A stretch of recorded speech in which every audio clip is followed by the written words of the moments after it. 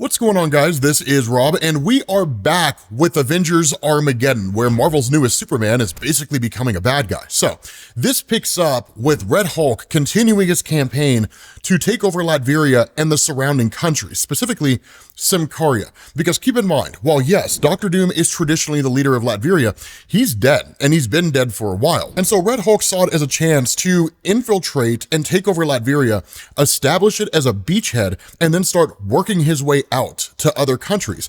And so that's why we get this amazing narrative. America is more than a country, it's an idea powered by freedom, by democracy. Laws and statutes have been passed in my country about promoting democracy on the global stage.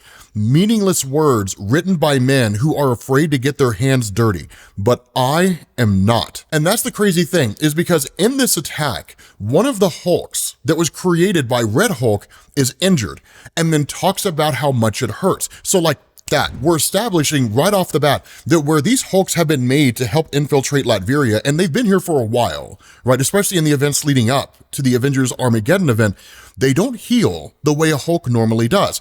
But the Avengers arrive on the scene, and they're not supposed to be here, and they're about to make everything worse, as the Avengers seemingly do so often. And I'm not even joking. In the modern era in Marvel Comics, the Avengers showing up during an event usually makes circumstances worse. I'm not quite sure why Marvel's going in that way, but that seems to happen most of the time. And you'll see what I'm talking about. Because in this moment, these guys arrive here and they tell Red Hulk, right, shut the whole thing down. And then a fight starts to break out. Now, we do sidetrack for a second, and we actually end up picking up with the UN Secretary General Riani. Now, she's of course talking to the Russian minister. And the crazy thing about this is that the United Nations told the Avengers, do not get involved. What we're talking about here is an international affair, right? This is something that needs to be handled by the UN. What's really interesting about this is that if you know what's going on with how the Avengers handle events in the here and now, especially like when it comes to big crossovers, One World Under Doom, different things like that, you could actually look at the instance of Riani talking to the Avengers in the last video that we did and telling them, stay out of this, mind your own business, as a way to protect them, right? Because if they screw up here on the international stage, it's going to lead to an international incident, right? The whole world is going to see it. But because of the fact that she seemed to come off really more like a jerk than anything else, of course, the Avengers weren't too keen on that. Tony Stark quite literally was like, hung up the phone, and that was basically it. But the reason why this conversation's even happening at all is because Russia doesn't really trust anybody, and Russia has their Winter Guard, and their Winter Guard is going to be tasked with a very particular plan. And in fact, it's cool to see them here, right? The Winter Guard, of course, being a combination of the People's Protectorate, which is what you and I might call, Russia's Avengers in the early days, and Cyberforce, which is what we might call a coming together of mutants, right? Russia actually had that. They had two groups at one point. Cyberforce were mutants that were either conscripted into service, or Russia just executed everybody else. That's what was going to happen to Colossus. When Xavier showed up and rescued him, he was going to be taken and made a part of Cyberforce. And then the People's Protectorate did their own thing. Eventually they were merged together and they became the Winter Guard as we know them now. But it's cool to see that they have a bit of a cameo here. But switching back to this conflict, right, between the Avengers and the forces of Red Hulk. The Avengers, alongside the Fantastic Four, really do what they can where they can. But the reality here is that when you're facing off against someone like Thunderbolt Ross, and this is going to be a bit of a controversial statement, it's almost like facing off against Captain America, at least facing off against a guy with battle strategy. Now, does Thunderbolt Ross have the same level of battle strategy as Steve Rogers? Honestly, I don't know the answer to that question. And I think it would make for a really cool video for somebody to do at some point. I don't know that I care enough to, but I think it would be cool to see that kind of analysis between the two. But as most of you guys probably know, Thunderbolt Ross is prodigious when it comes to military campaigns. So nothing he ever does is done without any particular reason. It always goes towards victory, except now there's a wild card that he didn't account for. And so what happens is when the Avengers show up here, and Sam Wilson says, Sergeant, order your men to fall back. We've got this, right? Basically focusing on the UN forces and telling them the Avengers have it all taken care of. Red Hulk just says, still the outlaws working to maintain the status quo.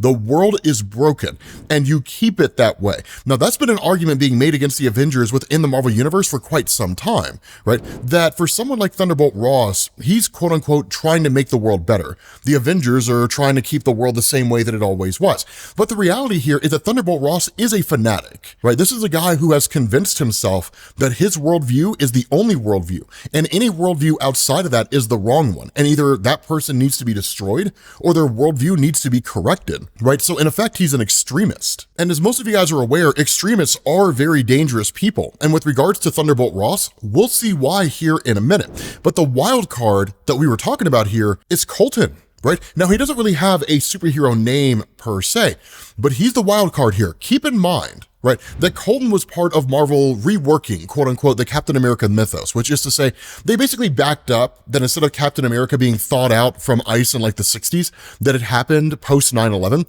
But during that period, when 9/11 was taking place, and in the aftermath of it, Thunderbolt Ross had brought in Colton and given him a modified version of the super soldier serum. No version has ever been equivalent to the one that Steve Rogers has, and the one that Colton had actually destroyed his heart. And that's how he ends up getting powers, right? We do have that covered in a video, so it'll be a far more in-depth explanation. We'll post the Avengers Armageddon playlist down in the description and pin it as a comment so you guys can easily get to it. But the long and short of it is that we're talking about origin boxes here, right? The Ultimate Universe and yada, yada, yada. The point is, he was given powers to save his life, but those powers are somewhat undefined.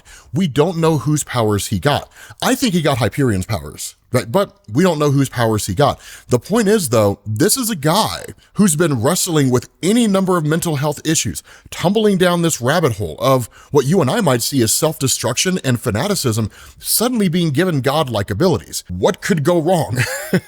And even Thunderbolt Ross says that, right? Like, the machine didn't predict this, because he looks over there and he sees Colton. Now, we'll talk about that machine here in a second, but he says the machine didn't predict this. And so Colton, as soon as he's on the battlefield, gives no concern to collateral damage. He doesn't worry himself with innocent people out there who may be injured. He is hyper-focused on the enemy, and the enemy needs to be destroyed. And whoever gets destroyed or has their lives ruined during this conflict with the enemy, well, that's just the way that it goes sometimes. And so at that point, the Avengers end up doing what they can to not only face off against Thunderbolt Ross, but to also deal with the chaos that is Colton and his single-minded vision on destroying the bad guys, specifically these Hulks. And so that's why Sam says, Iron Man, Captain Marvel, follow them, right? And Carol Danvers goes directly after him. Now keep in mind, Carol's not going to be able to hold her own against Colton. We saw that, right? Like, Colton manhandled Carol quite easily. When they originally confronted him in order to bring him on to the Avengers team as a part of this event, Carol attacked him, and he just like grabbed her by the neck and threw her on the ground without breaking a sweat. So she's not going to be able to hold her own against this guy. But that's where Thunderbolt Ross chimes into this, when you have Colton dealing with Ross directly. And Ross says, David Colton, my Captain America, I don't know what's happened. He's got power now. Too much of it. Doom's machine did not see this. I need to reassess. Open fields are a problem. I have to highlight the hero's real weakness with a new location. And so he actually ends up jumping away, because what Thunderbolt Ross is doing here is making a calculation on what David Colton will do and how he will respond based on how traditional superheroes operate. But he is not a traditional superhero. And in fact, it's kind of a genius strategy by Thunderbolt Ross here, albeit a very dark and twisted one. He ends up jumping to Cronilla, right? A town with 300,000 people. And he says, they'll pull their punches here, worrying about the populace. I don't want people to die. I want them to have freedom, but there are going to be casualties no matter what. That's the danger of fanaticism and extremism, right? When you are a person who is an extremist, you are singularly focused on a particular goal, and then you effectively turn into Lord Farquaad, right? Some of you will die, but that is a price that I am willing to pay. Well, it's very easy to talk about that price needing to be paid when you're not the one paying it, when it's other people who are paying the price. But when you're an extremist and a fanatic, you don't think about the world that way. The effects of other people don't really matter to you, because their loss is less important than the goal that you want to achieve. And that's the crazy thing that's going on with Red Hulk. He wants to democratize the world, right? And in doing that, it's going to lead to collateral damage. Not just people who were openly revolting against him, trying to stop that from happening, but just innocent people. right? They're going to be killed too. But for him, and even guys like Colton, that's just the way that it goes. And so at that point, you switch over to a fight between Wolverine and one of the Hulks. And he just says, right, take the L, kid. This is not going your way. Because Wolverine is tearing these Hulks apart. Now, one of the other things that I want you to notice here as well, and this kind of solidifies something that we've been suspecting for a little while. If you look at Wolverine's claws here, right, he's got adamantium claws in both hands. Now keep in mind, in the current Wolverine solo series, not only is he missing the claws on one of his hands, he doesn't have adamantium. Literally, he broke the claws on one of his hands trying to destroy the adamantine metal, and in his fight with Absorbing Man, he seemingly lost his healing factor, although it actually turns out it was given to somebody else. But the point is, this story is either taking place and ignoring the continuity of the current Wolverine comic, or the continuity of the current Wolverine comic takes place after this story, or will end when this story begins and Wolverine gets his adamantium back. But I thought it was just kind of something worth pointing out, because I imagine there'll probably be some questions about the inconsistency of his claws in this comic versus the solo series. But the point is, in facing off against this Hulk, suddenly just like these bots appear around his head and just like explode, right? Not enough to kill him. But that's when like Namor shows up and says, the deposed king makes an appearance moments before Namor delivers the winning blow. And that's where T'Challa is just like, this Hulk, there's something wrong with this Hulk. And Susan asked the question, what did you do? And he says, concussive electrical temple blast. But that's not the issue. He's been injured by rocket fire and he's not healing. So there's something bigger going on here. It seems more like he was turned into a Hulk in terms of function, but his actual structure has not been modified to have all the traditional abilities of a Hulk, a healing factor, for example. And so that's when you switch back to the fight between David Colton and Red Hulk. And this is why Chip Zdarsky is a freaking madman when it comes to writing stories like this. What you get here is this amazing moment where Tony Stark says, reading 120 people in that building. And of course, Carol Danvers is like, I'll brace the building for collapsing. And Tony Stark says, clearing the park to the west, give me 20 seconds. And Carol's response, I can feel it crumbling, Tony. I need help with this. But Red Hulk chimes in, kind of gives us this, again, continuing monologue.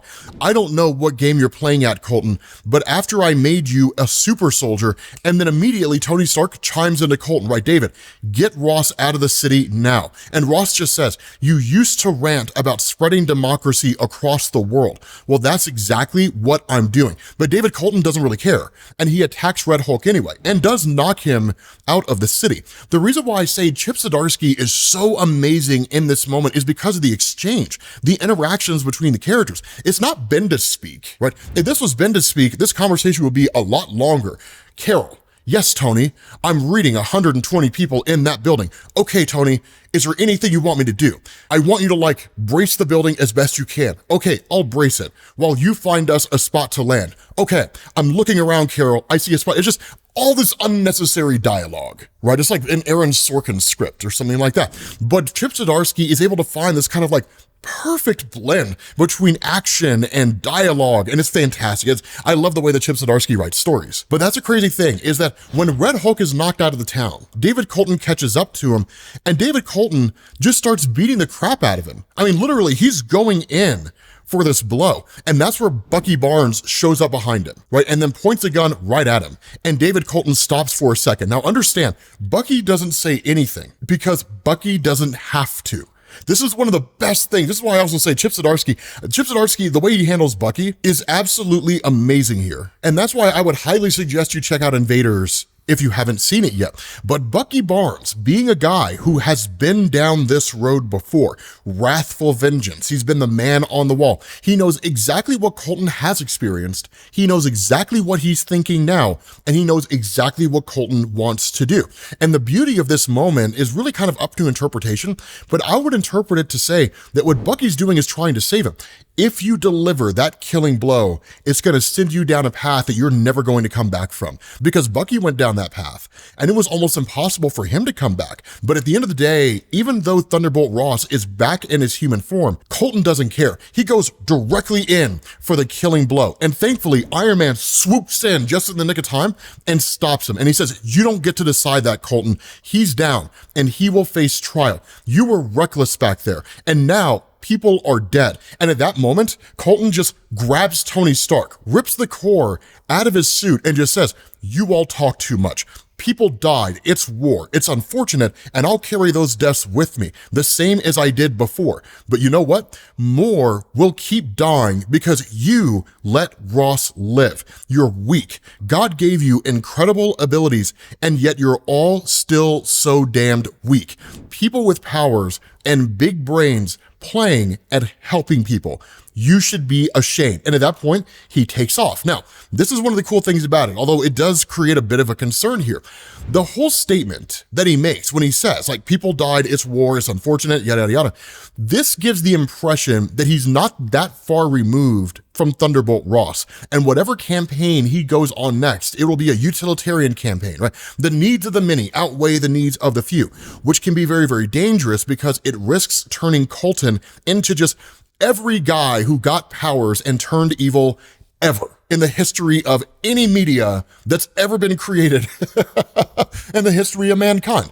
But Chip Zdarsky could also take this in a totally different direction because Colton leaves, right? He takes off. So it's not like he sticks around and just beats the crap out of the Avengers and says, "I'm gonna fix the world," right? "I'll become the new Doom," or something like that. It like takes off, or something along those lines, right? It's not some silly line that we get. So where I think some folks might be inclined to kind of just be a little concerned, I think that concern is reasonable, but I don't know if I would start condemning the writing of Chip Zdarsky just yet. And so at that point, you switch back over to the rest of the Avengers, basically playing cleanup duty and helping people where they can, right? Sam Wilson says, "The Hulks are down. We're doing our best to help in the city, but it's bad, right? Extremely bad.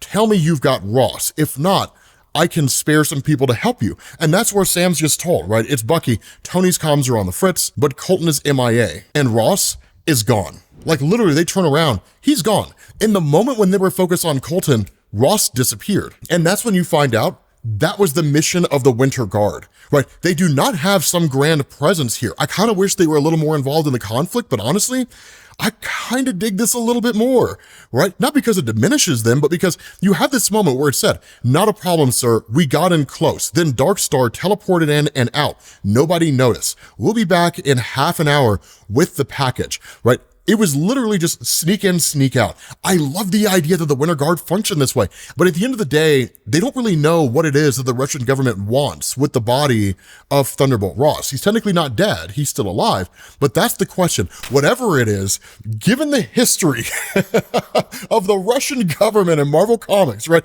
The People's Protectorate, Cyber Force, and the Winter Guard, Department X, all that stuff, it cannot be good. Right? It cannot be good. And so that's where the Avengers and the Fantastic Four kind of assess where the landscape is in the here and now. Scans in the East District show everyone accounted for. Hospitals are at capacity. So I have Sue and Vision taking the overflow to neighboring cities. And T'Challa says medical aid from Wakanda will be here shortly. And so Carol asks the question, has anyone seen Tony? And Reed's response, he's looking for clues at Ross's base where he may have escaped to. And so Carol asks, how did he even do that? None of our scanners showed him heading anywhere. And the response of Reed, it's unusual. So literally the Winter Guard was able to sneak in and out without even Reed Richards being aware of the fact that they were able to do it. And so the response of Carol, this is terrible, right? Dozens dead, the United Nations up in arms. And not only are we missing a Hulk, we also have an AWOL ex-soldier with the powers of a Sentry. What are we going to do, Reed? Now the Sentry is bolded, so there's our answer. It's not the powers of Hyperion, it's the powers of Sentry.